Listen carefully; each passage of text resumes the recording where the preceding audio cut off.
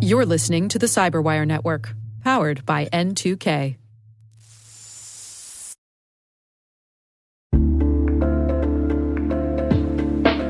And now, a word from our sponsor, SpyCloud, the cybercrime analytics leader. SpyCloud disrupts cybercrime by telling you what criminals know about your business and your customers, so you can take action to prevent ransomware, session hijacking, account takeover, and online fraud.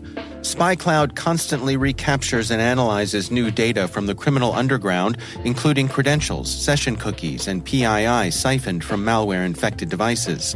With knowledge of the specific exposed data criminals have in hand from InfoStealer malware on managed and unmanaged devices, security teams can respond with a more efficient and effective process called post-infection remediation that fits seamlessly into existing incident response frameworks. Get SpyCloud's post-infection remediation guide outlining the 7 steps for preventing a malware infection from becoming a full-blown ransomware incident. Visit spycloud.com/cyberwire. That's spycloud.com/cyberwire. And we thank SpyCloud for sponsoring our show.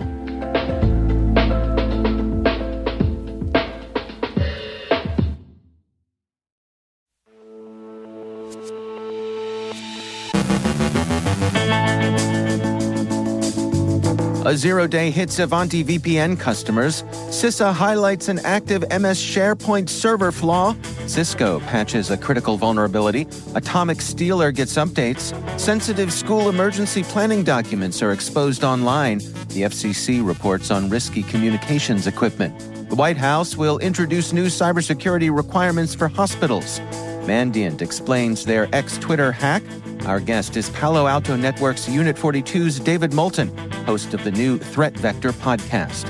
And we are shocked to learn that an online sex for money scheme is a scam.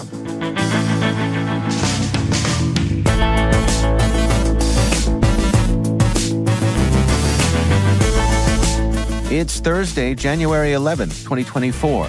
I'm Dave Bittner, and this is your CyberWire Intel Briefing.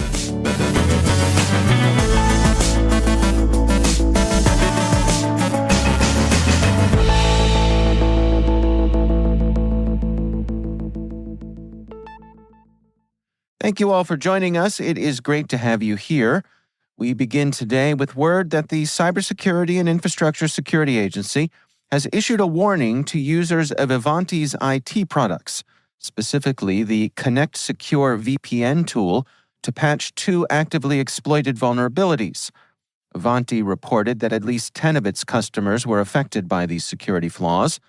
The first vulnerability allows a hacker to bypass control checks and access restricted resources, while the second enables attackers to send commands to a device. The vulnerabilities are being exploited together. Cybersecurity firms Velocity and Mandiant played key roles in identifying the issues. Velocity's investigation into suspicious network activity led to the discovery of these exploits being used for data theft, file alteration, and more. They attribute the attacks to a potential Chinese nation-state threat actor, UTA 0178. This is not the first instance of Chinese hackers targeting Ivanti's products, as similar incidents were reported in April 2021 involving breaches of U.S. government and private sector systems. Ivanti is still working on a patch, urging customers to apply available mitigations and monitor their networks for suspicious activity. They also noted that their internal integrity checker might not detect all threat actor activities. Indicators of compromise will be shared with affected customers, and patches will be released in a staggered schedule from late January to mid-February. Cybersecurity experts emphasize the widespread use of Ivanti's Connect Secure in enterprises and government, highlighting the need for swift action and possible compromise assessments. Over 15,000 instances of the tool have been found exposed online. CISA also warns of active exploitation of a critical vulnerability in Microsoft SharePoint server, identified as CVE 2023-29357, with a CVSS score of 9.8. The flaw, patched in June 2023, is an elevation of privilege issue, allowing unauthenticated attackers to gain administrator privileges by sending a spoofed JSON web token. The vulnerability enables attackers to bypass authentication. In September of 23, a technical write-up and proof of concept code were published, showing its use in a remote code execution exploit on SharePoint. Federal agencies now have 21 days to patch affected SharePoint instances. CISA also advises all organizations to promptly apply patches or discontinue vulnerable products if patches are not available. Cisco has addressed a critical vulnerability in its Cisco Unity Connection software, a unified messaging and voicemail solution. This vulnerability allows a remote unauthenticated attacker to upload arbitrary files and gain root privileges on the affected system.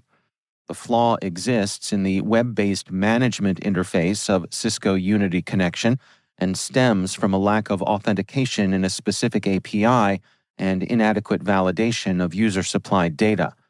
Customers are advised to upgrade to the patched versions, as no workarounds are available. As of the advisory, there were no reports of public disclosure or malicious exploitation of this vulnerability.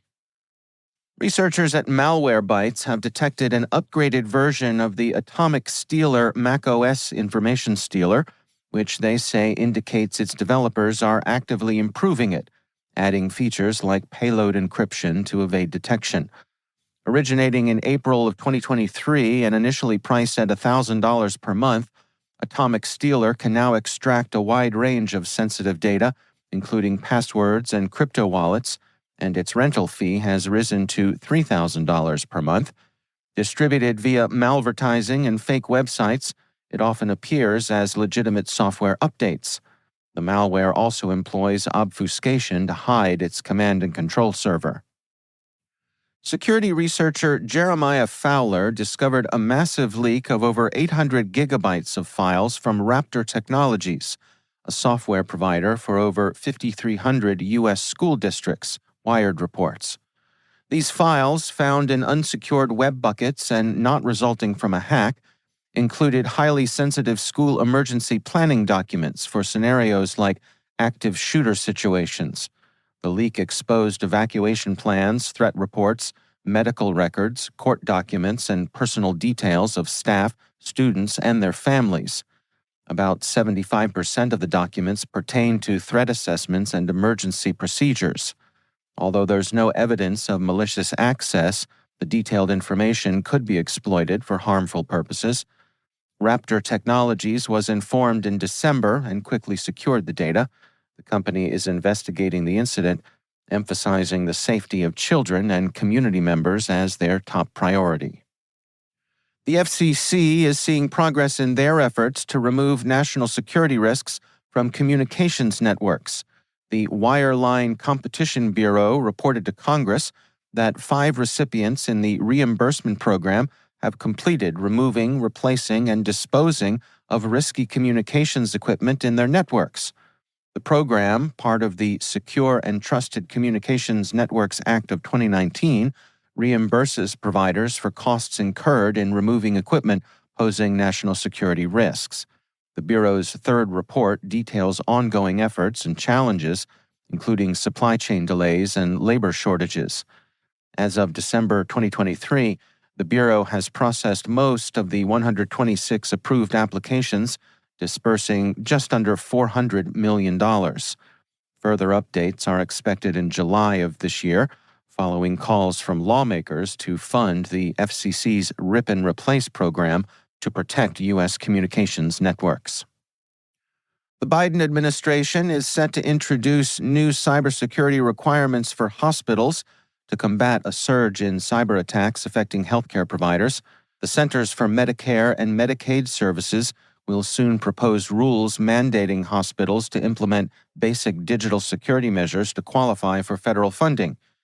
These measures are expected to take effect by the end of the year and include using multi-factor authentication and timely software vulnerability remediation. The new requirements are part of a broader array of standards that hospitals must meet to receive Medicare and Medicaid reimbursements. The administration believes these fundamental cybersecurity practices will significantly reduce cyber incidents in healthcare. The American Hospital Association is expected to fight any new regulations in court. Mandiant has published a report on the recent brief takeover of their social media account on Twitter. Their investigation concludes that the hijack likely resulted from a brute force password attack, specifically targeting their primary Twitter account, with no evidence of further malicious activity or compromise of Mandiant or Google Cloud systems. Mandiant highlighted issues with Twitter's 2FA configuration changes as a contributing factor. These changes, making 2FA exclusive to premium subscribers, had disabled the text message SMS 2FA method for non-subscribers since February 2023. Mandiant acknowledged some responsibility, but also cited these policy changes at Twitter as partially to blame.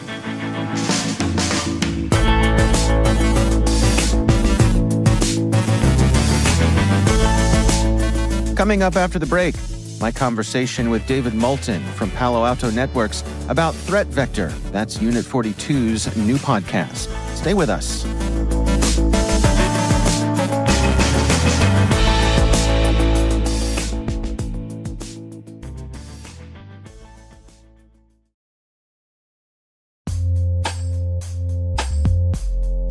And now, a word from our sponsor, KnowBe4.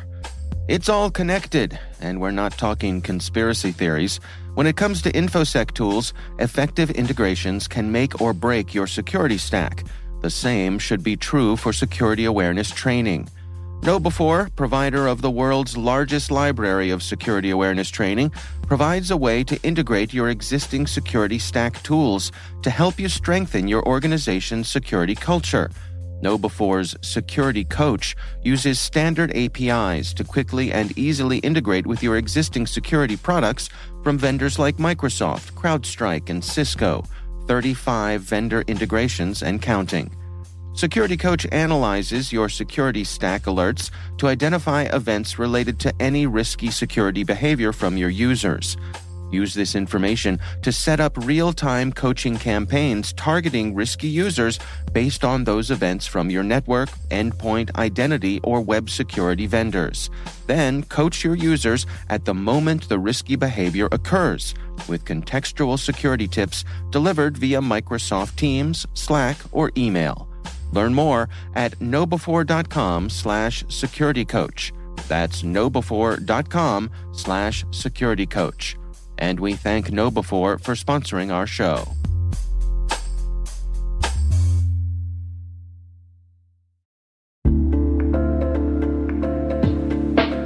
Hey everybody, I want to take a few minutes here and talk about our sponsor, Splunk. You know, you need to keep operations humming around the clock, but potential disruptions are everywhere. Splunk helps you predict problems and find and fix issues fast, so you can reduce risk and ditch downtime. The world's largest enterprises rely on Splunk's unified security and observability platform to become more efficient, resilient, and innovative. With Splunk, you can react quickly, evolve faster, and be ready for anything. Stay ahead of disruptions. Learn more at splunk.com/resilience.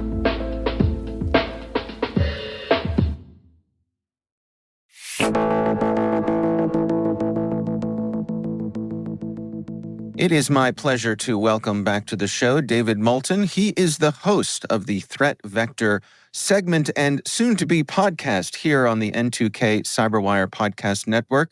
David, it's great to have you here. Thanks, Dave. Enjoying being back in the studio with you. So, myself and our listeners have been enjoying the Threat Vector segments here on the CyberWire. And exciting news that Threat Vector, in addition to continuing as a segment on CyberWire, is going to be its own program here on the CyberWire network. Explain to us, what was the motivation here for adding this extra expanded content? So since the start, we wanted to be able to bring Threat Vector stories as segments to life on the CyberWire Daily. In the 6 months that we've been out, we've heard over and over, people want us to go deeper. They want the story to not just be 5 minutes. They want us to get to that second tier of questions, that level of depth.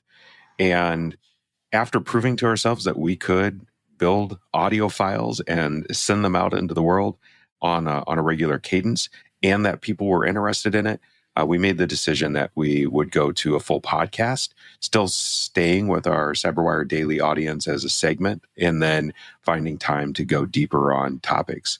And as we think about what that gives us, and thinking about this as season 2, it's an opportunity to explore the pressures on the SOC, the pressures on the analyst that are coming from the outside, and to go deeper into some of the research that our threat intel teams are doing.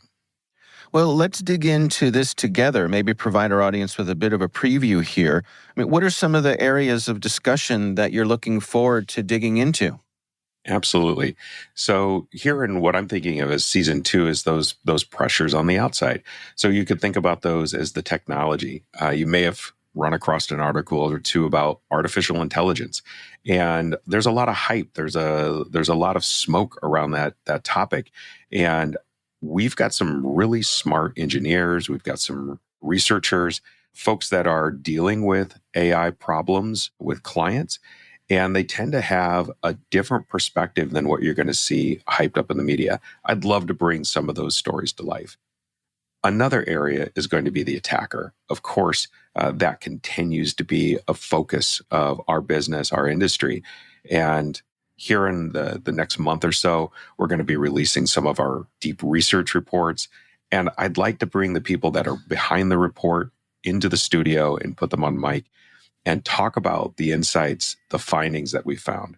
And then finally, you can think about another pressure that is going on would be from regulators. The SEC, what does it mean when a breach occurs and how do you have to respond? And we're working through those things right now in real time. And I think that Unit 42 has an interesting perspective, has a thoughtful approach to things that are unfolding in real time, and we should talk about that. One of the things that I'm looking forward to is that you're going to expand your sourcing, as it were, beyond just the team there at Unit 42 itself. I mean, obviously, Palo Alto Networks has a huge amount of expertise underneath that roof. That's right. So you can think about Unit 42 as a space of expertise. Going into our, we've actually got a massive research team behind our Cortex product that feeds threat intel in, and then the list of contacts across government agencies, law enforcement, and even into the private sector. This gives us an opportunity to talk to some of the friends of the business, some of our customers that are doing really interesting things. And it's a space to, bring those real world stories to life here on a podcast. Can you give us some insights as to what makes up the team there at Unit 42 and really what you and your colleagues are charged with doing there on a day-to-day basis? For sure. So you think about Unit 42's history, it's a threat intel powerhouse. And I like to say that we've got the best in the business, and it's backed by the fact that we're able to take that threat intelligence and turn it into a constant cadence of information that an analyst or folks in the security industry can refer to. That's on our Threat Research Center. But it goes beyond that. We're also an incident response powerhouse. We've got former investigators out of the government. We've got folks that have deep experience as DFIR consultants that are part of Unit 42. And if you're having a bad day, that's who you want to have on retainer or give us a call. And then before something goes awry, before there's a breach, and you want to make sure that you've hardened your systems and that you're protected, you want to be proactive. And Unit 42 provides all kinds of consultative services, tabletopping, purple teaming, red teaming, those sorts of things, so that maybe you don't need to pick up the phone and call. We find a weakness, a vulnerability, even just an error in your playbook before you need to make a call for an incident response or report a breach. And that 3 legs of the stool make up what Unit 42 is all about. I'm curious, for folks who are coming up in the industry and aspire to a position in an organization like Unit 42. Can you give us an idea of the breadth of skills that make up that sort of organization? There's a lot of variety there. I think if you're coming up, and we just talked about this in one of our recent podcasts, is to reach out and look for those in the industry that are willing and able to help, to mentor.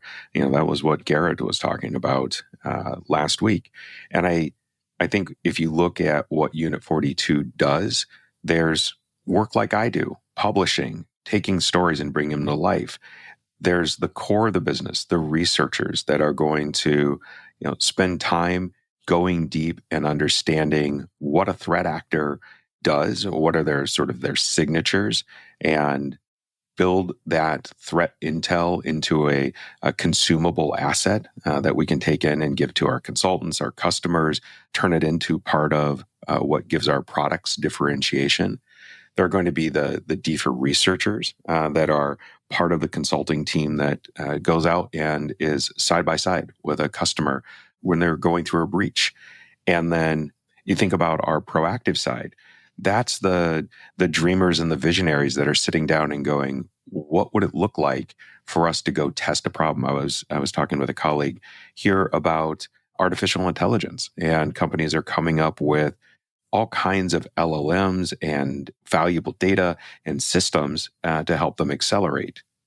How do you build something that analyzes that process, that data, and make sure that you've found a way to protect it, that you've not introduced vulnerabilities or bias into it? And that's an engineer, that's an inventor, that's somebody with incredible creativity. And all of them have a home inside of Unit 42. Yeah, I think it's a good reminder. I mean, obviously, both for your organization, but really the broader cybersecurity world as well, that there's such a need for so many different mindsets and ways of thinking and areas of expertise that people should not self-select themselves out of positions. Like, take a shot. You never know. We need everybody. That's right. So I'm a avid eater. And one of the things that I love is when I see different cultural mashups. And there's a place here in Austin that does a nice job of mixing Korean and Mexican food. It is fantastic. And then they went and put it over fries.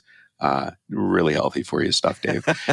and I look at security as one of those places where we need the mashup. And here in a couple of weeks, I'm going to be talking to Jacqueline Wukata on our side. And she's at the intersection of security and law. I think that's a really interesting mashup that she's so focused on those two things. But that mashup can be, if you're a great investigator, are you thinking about systems? I've met an investigator that is a former mechanic. He thinks in systems and is tremendous at the work. So it isn't to say that some of the traditional pathways and skills aren't needed. Absolutely are. But that creativity and that broadness on the team, such that you don't have groupthink or bias and gaps in what you're able to understand, is key. And security is a great place to go execute that creativity. David Moulton is the host of Threat Vector from Palo Alto Networks Unit 42, which is both a segment here on the CyberWire and now its own standalone podcast. You can find that wherever you get your podcasts. David, thank you so much for joining us. Always a pleasure, Dave.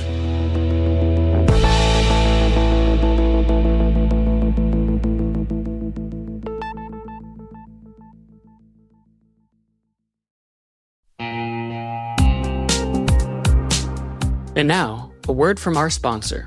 The Johns Hopkins University Information Security Institute is currently seeking qualified applicants for its innovative Master of Science in Security Informatics degree program. Study alongside world-class interdisciplinary experts and gain unparalleled educational, research, and professional experience in information security and assurance. Interested U.S. citizens should consider the Department of Defense's Cyber Scholarship Program, which covers tuition, textbooks, and a laptop, as well as providing a $32,000 additional annual stipend. Apply for this scholarship by February 1st and apply for the fall 2024 semester by March 1st. Learn more about both at cs.jhu.edu/MSSI.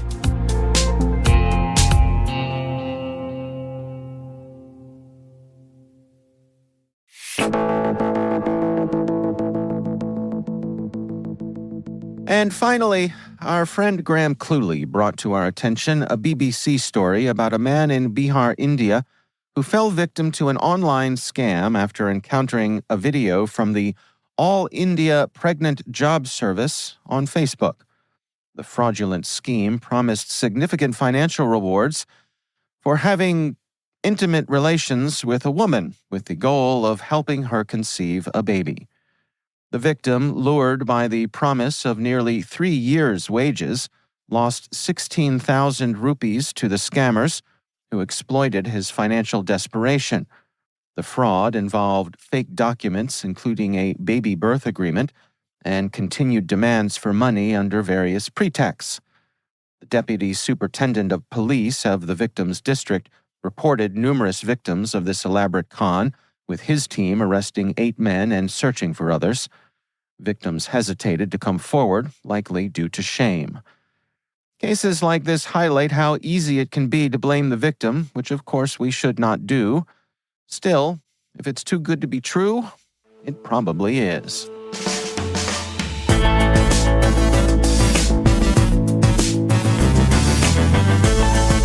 And that's the CyberWire. For links to all of today's stories, check out our daily briefing at thecyberwire.com. We'd love to know what you think of this podcast. You can email us at cyberwire@n2k.com. We're privileged that N2K and podcasts like the CyberWire are part of the daily intelligence routine of many of the most influential leaders and operators in the public and private sector, as well as the critical security teams supporting the Fortune 500 and many of the world's preeminent intelligence and law enforcement agencies. N2K Strategic Workforce Intelligence optimizes the value of your biggest investment, your people. We make you smarter about your team while making your team smarter. Learn more at n2k.com. This episode was produced by Liz Stokes. Our mixer is Trey Hester, with original music by Elliot Peltzman. Our executive producers are Jennifer Iben and Brandon Karp. Our executive editor is Peter Kilpie, and I'm Dave Bittner. Thanks for listening. We'll see you back here tomorrow.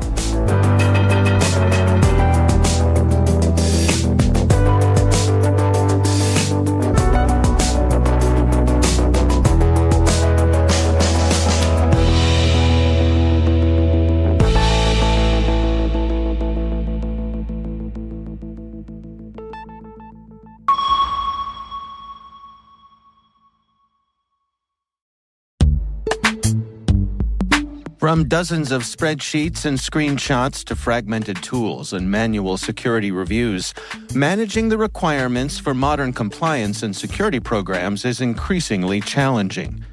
Vanta is the leading trust management platform that helps you centralize your efforts to establish trust and enable growth across your organization.